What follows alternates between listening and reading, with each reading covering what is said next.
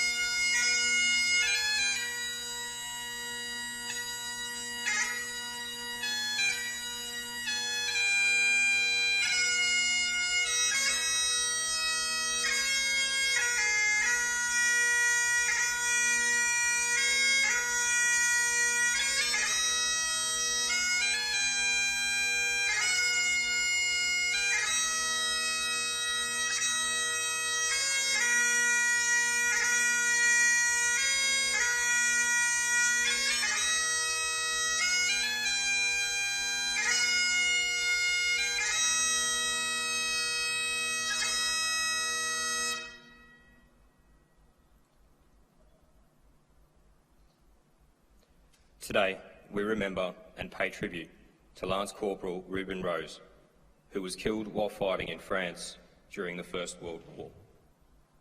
Reuben Charles Rose was born in 1895 and was one of 9 children of Reuben and Isabella Rose of Moonta Mines in South Australia.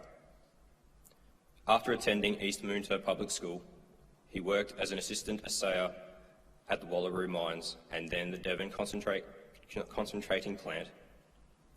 He was involved in a wide array of community activities, including parading part-time with the 81st Wakefield Infantry Regiment and singing with the Moonta Mines Male Voice Choir, and he was appointed secretary of both the East Moonta Football Club and the East Moonta South Sunday School. For those who knew him in the years before the war, Reuben Rose was looked upon as the life of the party. He enlisted in the Australian Imperial Force in Adelaide in January 1916, and after several months of training at Morphettville Camp, embarked as an original member of the 43rd Battalion. After landing briefly in Egypt, the battalion went on to England for further training and did not arrive on the Western Front until November 1916. The 43rd Battalion filed into the trenches for the first time outside the town of Armentières, and spent the following months patrolling and trench raiding until the focus of operations shifted north into Belgium. Mustered into his platoon's Lewis gun section, Rose participated in his first major action at Messines on the 6th of June 1917, and later fought at Broodseinde and Passchendaele during the Third Battle of Ypres. After all this, Rose was fortunate enough to spend 4 weeks furlough in Britain. When he returned to France in February 1918, the fighting on the Western Front became critical. German troops had launched a major offensive on the Somme, which succeeded in breaking the stalemate of trench warfare and overrunning parts of the British lines. They were striking for the city of Amiens in the hope of splitting the British and French armies on the Somme River. The 43rd Battalion was still in Belgium when the offensive began, and was rushed south to defend Amiens by taking up positions on the northern bank of the Somme to prevent German troops from advancing any further. Once the German offensive ended in April, British and Dominion troops prepared to deliver their own counter-offensive. On the 8th of August 1918, Australian troops, including the 43rd Battalion, spearheaded the assault that succeeded in breaking through German lines, and which became known as the Black Day of the German Army. Lance Corporal Rose outflanked and rushed an enemy machine gun position that prevented his section from advancing on a German field gun. Engaging the enemy at close quarters with his Lewis gun, he single-handedly silenced the position, allowing his section to continue their advance. For bravery and determination to duty, he was awarded the Military Medal. The 43rd Battalion continued fighting throughout August, advancing along the Somme River as the Australians spearheaded the drive into German-occupied territory. On the 26th of August 1918, the battalion advanced through Ceylon and Trigger Woods and occupied a hill that overlooked the village of Suzanne. Platoons from Charlie Company made a daylight attack on the town sometime around 3 p.m. in the afternoon, drawing German machine gun and artillery fire as they advanced. It was a short, sharp and successful action that resulted in the possession of Suzanne. 4 men were killed in the action, including Reuben Rose, who was killed when a German artillery shell landed among his Lewis gun team at the start of their attack. He was 23 years old. He was buried with 3 other men in a nearby shell hole on the hill overlooking Suzanne, but his whereabouts today are unknown. It is likely that Rose's body was recovered by a war grave registration unit that operated in the area and was reburied at the nearby RCVA New British Cemetery. Reuben Rose is commemorated on the Australian National Memorial at Villers-Bretonneux among 10,737 Australian troops killed in France who have no known grave. His grieving mother, brothers and sisters inserted the following epitaph in the local newspaper shortly after his death. "At the heavenly gate he'll meet us, with the same sweet loving smile, for we are only parted just for this little while. Reuben Rose is listed on the Roll of Honour on my right, among more than 60,000 Australians who died while serving in the First World War. This is but one of the many stories of courage and sacrifice told here at the Australian War Memorial. We now remember Lance Corporal Reuben Rose, who gave his life for us, for our freedoms, and in the hope of a better world.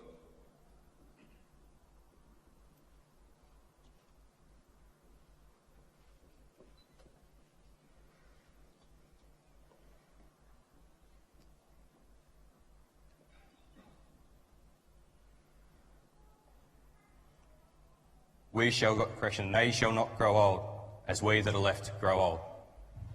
Age shall not weary them, nor the years condemn. At the going down of the sun, and in the morning, we will remember them. We will remember them.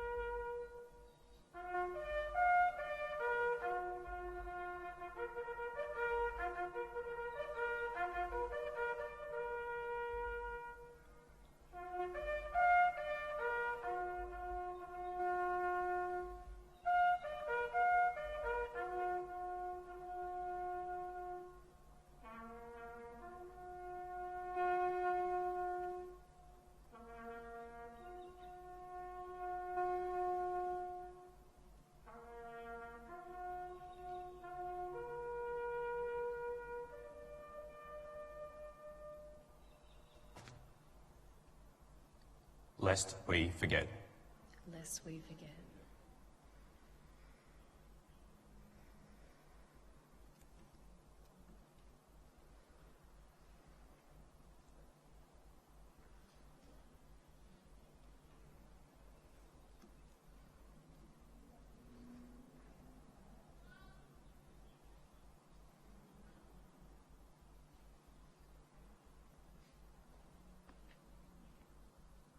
We leave you this evening with the words of the memorial's founder, Charles Bean.